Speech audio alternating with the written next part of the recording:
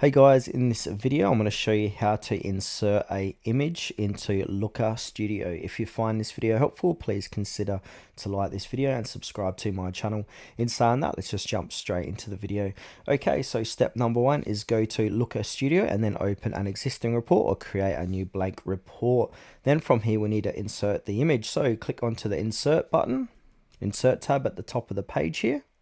And now we want to scroll down near the bottom of this scroller and click onto image, and then just click anywhere where you want to put that image. So you're going to have a box like this, so you can move this around. Now to the right we can go ahead and image file, we can go ahead and select a file, or we can insert the image via a URL. But for this demonstration I'm going to select the file, so it's going to open up my files. So say if I want to go ahead and upload this image, I can do so. So now it's going to upload, and then from here we can move it around.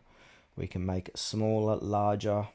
Now if we right click on the image, we can select images on page, we can cut, copy, paste this, we can duplicate the image, we can order, we can extract theme from image. So there's a few options we can do so.